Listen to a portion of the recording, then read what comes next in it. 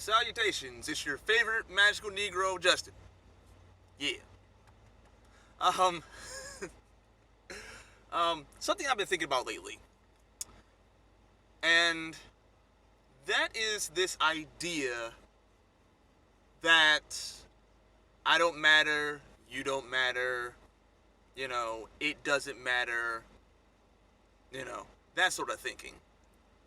And I know that there's been a lot of videos out there where, the inner dialogue is personified in this red-eyed monster, and he's in a dark hoodie and dark features, and he's mysterious, and he's angry, and he just says all these awful things, and has this, gravelly voice and things like that. And I figured out today that that's not really what that inner dialogue that says that you're nothing, that you're never going to amount to anything, that your parents were right about you, that your mama was right about you, that your dad, that your teachers, that your brother, that your friends, said that you ain't ish, that they're all right about you. That all that horrible dialogue actually is very, very nice sounding and sounds very reasonable.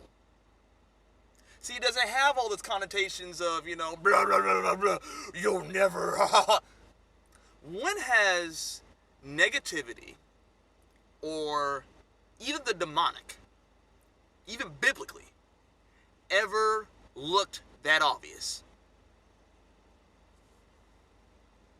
When? It becomes obvious after it's harassed you and manifested in some kind of horrible way, but even that can be attributed to, well, maybe this person has some kind of psychosis or whatever it may be, but sometimes, and even oftentimes, it's not obvious. It's reasonable. It's reasonable in your head to think that, well, of course I don't matter. As a matter of fact, it's actually a very intellectual voice. It has the glasses on, and it's just like, now you know that you haven't succeeded in anything else in your life. So why are you going to try to put yourself out there and make something work when you have failed to make these other things work in your life?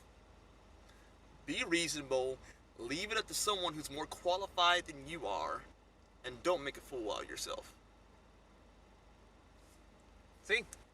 That's what it sounds like. That's what that voice sounds like, doesn't it? You never heard anything in your head pop, yeah, you never heard that before. Have you ever considered that the voice that sounds reasonable, have you ever actually argued back against that voice?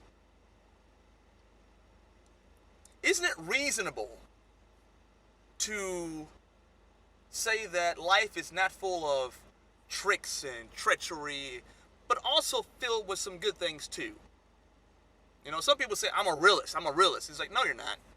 Realism is that negative things and positive things happen, not just negative.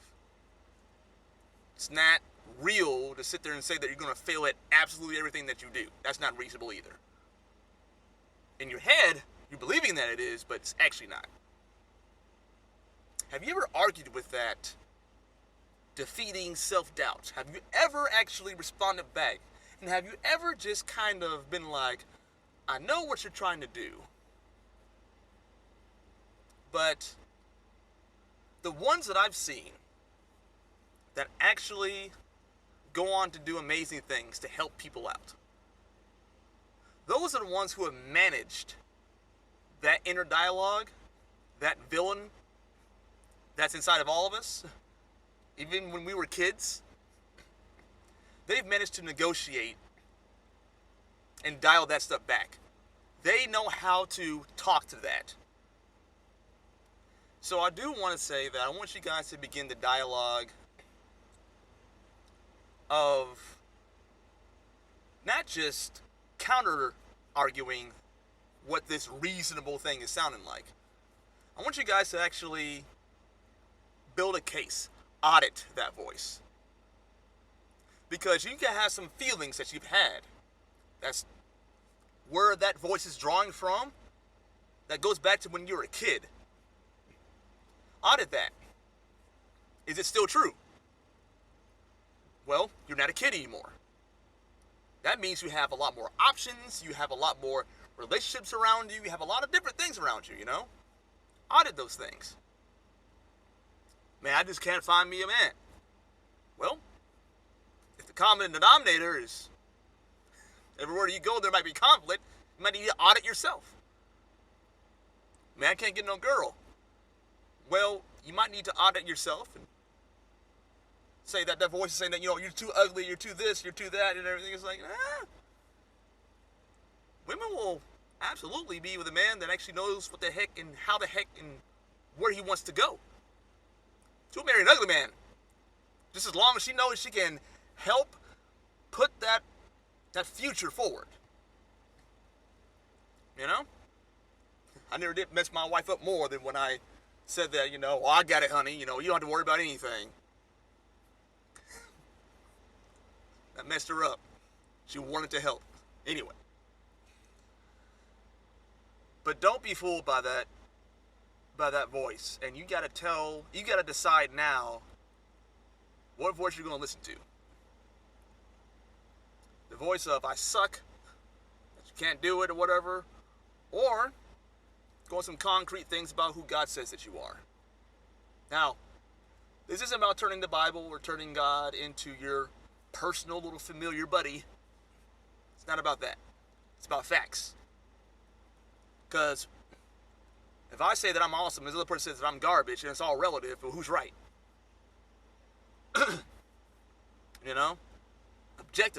Objectively, if Jesus died for all, even though there's going to be those out there who don't submit and cash in the check, so to speak, the word says that you have value. So therefore, how is it possible that I don't matter? How is that possible? If God was willing to reconcile us through his own son, through his own blood, to become his own sacrifice, an eternal sacrifice for all sin, and he would go that far, and you're saying that I don't matter? That's not even possible. That's not realistic. But that's my Christian reasoning. If you're outside of that, I would say that if you exist, there's something that bothers you that you need to explore further into. Something that bothers you where people are suffering and it bothers you, and there's something that you can do, big or small, to where you can make that thing better. That might be even what your purpose for. Those little itty-bitty little things that just bother you for some reason. So, think about it, pray about it, meditate on it. All those things. I'll probably start doing more videos just to make sure I get myself into the practice of understanding that, no, these things do matter. There are some people that are watching it. There are some people that are blessed because I stopped believing that. So just for the practice of shutting that voice down, actively going out and doing something along the lines of this. God gives me all this great stuff that I'm just kind of like, oh man, that's amazing, God. And then I don't share it with anyone. So I'm judging what God is telling me as if it's could be good or could not be good for other people. What? I've got some nerve. I hear something God says, then I receive it as if it's my own, and then I judge it whether or not it's good or worthy to be shared with other people.